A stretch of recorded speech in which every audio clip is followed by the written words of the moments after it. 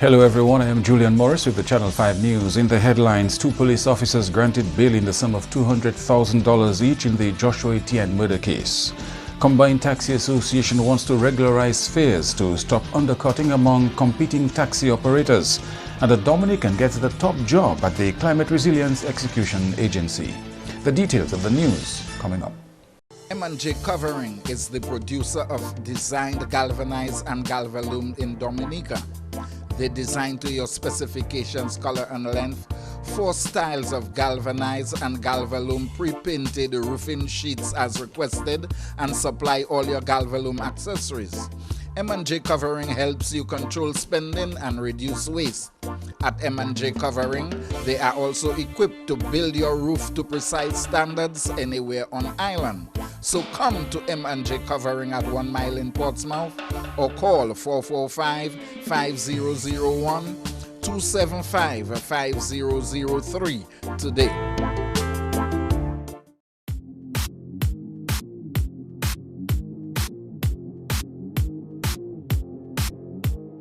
First up in the news, come September, government expects to start negotiations with landowners to acquire their properties for proposed construction of an international airport. Prime Minister Skerritt has said in the past that it will cost about $220 million to build an international airport. We propose to commence negotiations in September 2018 for the acquisition of private lands and properties necessary to facilitate the construction of the international airport. And I will say to the property owners who will be affected that you agree to sell a land to us today, you will have a check tomorrow morning paid by the government.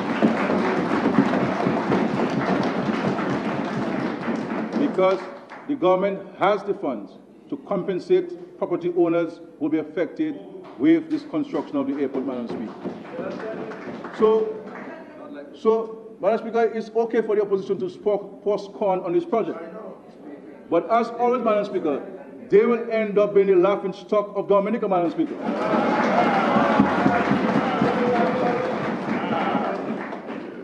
Madam Speaker, this international airport will certainly secure the investment made in tourism and the export of agricultural produce and contribute to building economic resilience in our country. Mr. Skerritt, while not being specific, said a major firm will assist in additional funding, while 2 friendly governments have agreed to support the project. Government has set aside funds, and those who want to laugh at the international airport can go ahead and laugh. But it's the first time in the history of our country any government has set aside funds for the construction of the international airport. And we have an agreement in principle from a major firm to assist in the additional funding required. I will say further to you, Madam Speaker, that there are 2 friendly governments. Who have given us firm commitments to assist with various aspects of the airport. An application for bail on behalf of 2 police officers charged in the Joshua Etienne murder case was successful on Tuesday. Constable Delvin Challenger and Martin Simon were released on $200,000 bail each. The lawmen are charged in connection with the murder of Joshua Etienne, a prisoner at the Portsmouth police station in July of 2014. The Police Welfare Association has also been advocating on behalf of these officers, who were both expected to go on trial in September. Attorney at Law John Eliu Charles, who represents the Police Welfare Association, told Channel 5 News in an interview earlier this month an application for bail on behalf of the officers Challenger and Seaman was justifiable. Originally, 5 officers were charged with Etienne's death in 2015.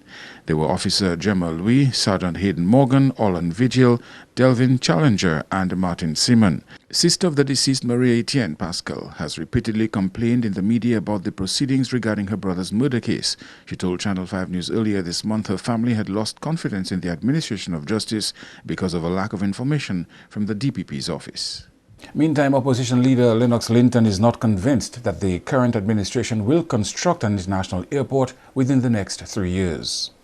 Linton's reasoning is on the basis that there is no stated allocation in the national budget related to building an international airport. The empty election season promises of an international airport is an old movie with a regrettably familiar ending.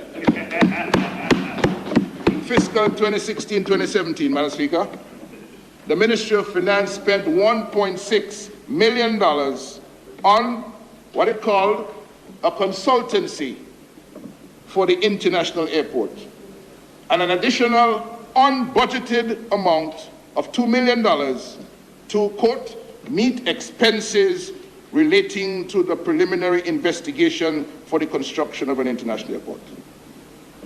A total of $3.6 million on an international airport consultancy in fiscal year 2016-2017 that ended last June 30th. Yet, notwithstanding this expenditure of public money, more than a year ago, we still do not know where the international airport will be located, how much will it cost, nor is there as much as a clue about the likely commencement and completion dates. Linton describes an international airport as a critical tool for economic growth, something he says the country is further away from because of the absence of proper air access. According to the finance minister, monthly amounts of $13.5 million have been transferred from the CBI account to an airport development account in fiscal 2017-2018. But according to the 2018-2019 estimates, there is no plan to spend any money at all on any international airport in the 3 fiscal years commencing July 1st, 2018. No plan. All we have is loose-lipped election campaign babble about contracts coming soon and an airport terminal from empty cargo containers. In more news now, Prime Minister and Minister for Finance and Investment, the Honorable Roosevelt Skerritt, says, barring any setbacks, Dominica can look forward to the next calendar year to positive outcomes in respect of hotel projects funded under the Citizenship by Investment program. The Prime Minister noted that within weeks of Hurricane Maria, work resumed on the Kemping Ski Resort project and all major structural works have been completed. Mr. Skerritt says all that's outstanding on the project is the ongoing roof installation that was damaged by Hurricane Maria. He says there are currently 450 construction workers on the job and the hotel is expected to be opened by the third quarter of 2019. I am pleased to inform this House that a manager has already been appointed for the hotel operations, and the opening of the Range Kempinski will add 161 rooms to the current hotel stock in Dominica. Jungle Bay Resort and Spa in Soufrière is reporting satisfactory progress. It will consist of 60 villas comprising 120 rooms. It will provide permanent employment for 100 people. Phase 1, comprising 30 villas, opens in February 2019. The entire project will be operational by December of the same year. The Prime Minister said the Anichi Resort Marriott at Picard, which when completed will add 128 rooms to the existing hotel stock, should employ up to 280 people. Additionally, construction on the Tranquility Beach Hotel in Salisbury should commence construction by October 2018. Substantial work has simultaneously been ongoing on the Cabot Resort and Spa, or the Moroccan Hotel, as it is more popularly known. The entire roof structure had to be redesigned and redone after Maria, and the hotel is now scheduled for completion before the end of this year, 2018. This hotel is a clear demonstration of the strong relations between the Kingdom of Morocco and Dominica, and we thank His Majesty the King and the government of Morocco for this most generous gift to Dominica. Preliminary estimates suggest that tourism brought in $383 million in 2016 and is one of the most important sectors of our economy.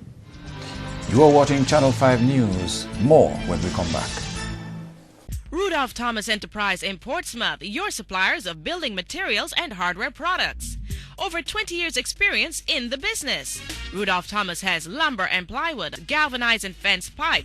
Check out Rudolph Thomas for ceramic and vinyl floor and wall tiles, nails, nuts and bolts, paint and painting supplies. And check out their line of electrical and hand tools. Go now to Rudolph Thomas on 1240 Bay Street in Portsmouth.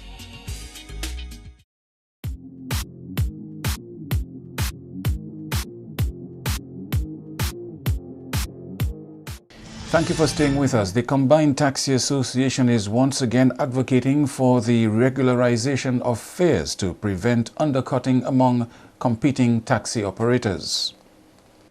The issue has come to light once more as Dominica completed the 2017-2018 cruise season and welcomed back Carnival Cruise Lines for the summer season. President of the Combined Taxi Inc., Philip Geist, says regularizing taxi prices would make it a level playing field for all. He lamented that no regularization of prices means no penalties for those who sell tours at low prices. I think the cruise ship price needs to be regulated. There's no law that one is breaking if one cuts the price. So we believe that there needs to have a price so somebody can be charged if the person go below that price. That price needs to be regulated. So it means, and it goes across the board. It should be regulated even for the tour operator who sells, like you have Fonson, you have Hibiscus, you have Whitchurch, you have Wacky Rollers. Those tour operators need to have a regulated price by law, so nobody can go below. One maybe can be punished disciplinarily in the association, but one maybe can challenge you in a court because there's nothing that you can use to punish one because one is not really cutting anything that's regulated. Geist gave an example of how bad the undercutting of fares can get. In Trafalgar Falls, we sell a price of $40 per person. If you have a group price, it's $40 per person. If you have a price, you want a taxi for yourself as a price. To the Emerald Pool, we sell $45 per person. And if you combine the trips together, we do it at $45 per person. So it depends on the amount of persons. So tell me how badly of the undercutting is in that example of Trafalgar and Emerald Pool. What to do with some people? Some persons go as low as $15 per person, and for Trafalgar Falls, and some persons go as low as $20 for the Emerald Pool. So the undercutting is bad, especially when you have that language barrier between the guests. The guests don't understand, so they hear the lower price, then they fall for the lower price.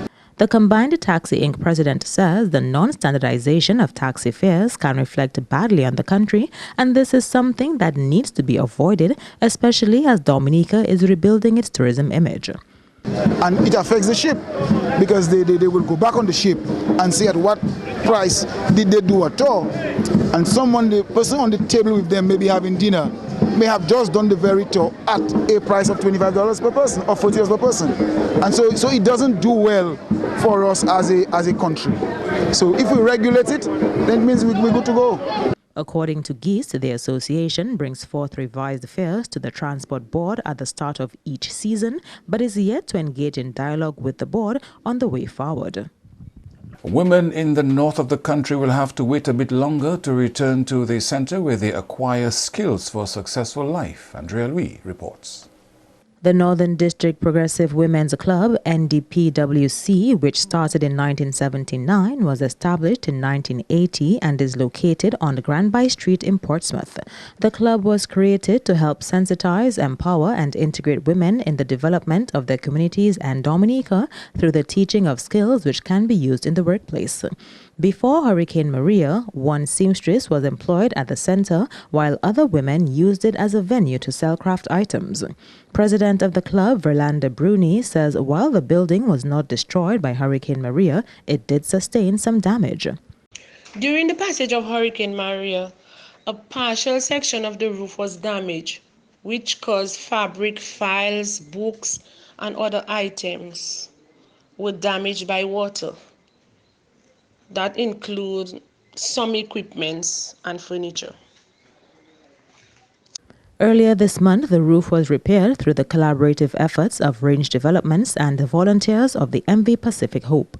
Bruni says despite the roof being repaired, the women are not able to commence classes at the club's building. Our challenges are not yet over because part of the building is still occupied by two gentlemen who were placed there after Hurricane Maria. The interior of the building needs to be refurbished. We are also awaiting the reinstallation of electricity. The two men still resident at the building are both 62 years old, and no one is sure when they will move out, as the update on a place of residence for them is unclear. Bruni herself is living at another center as her house was also severely damaged by Hurricane Maria. She says luckily she was able to resume classes for 15 women at the shelter where she lives. Activities of the center has been moved to Crisis Respite Center.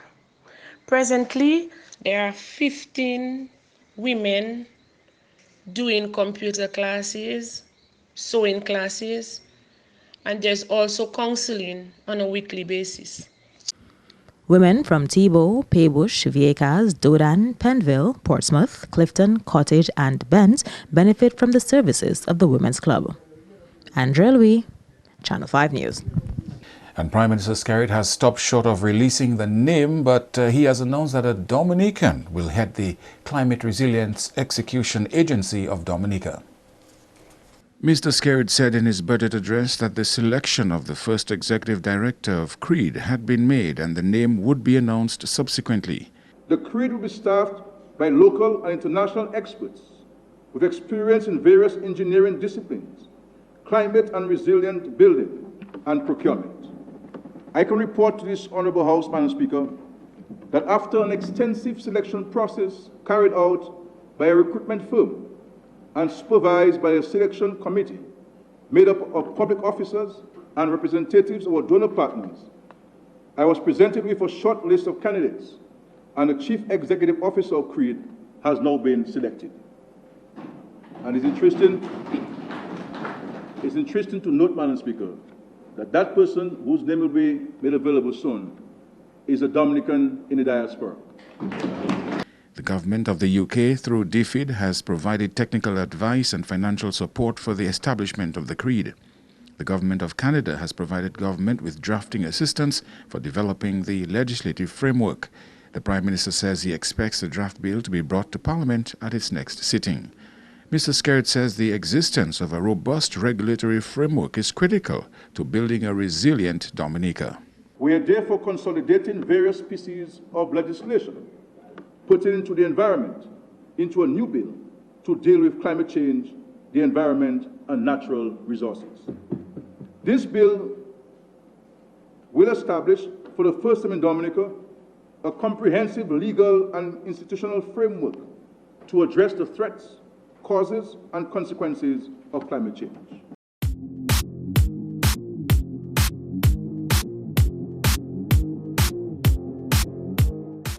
To end the news, a look again at the headlines. 2 police officers granted bail in the sum of $200,000 each in the Joshua Etienne murder case. Combined Taxi Association wants to regularize fares to stop undercutting among competing taxi operators. And a Dominican gets the top job at the Climate Resilience Execution Agency. Feel free to contact us at news@marpin2k4.com. You can access our past newscasts on our YouTube channel. On behalf of the entire production team, I am Julian Morris. Thank you for watching. Join us tomorrow.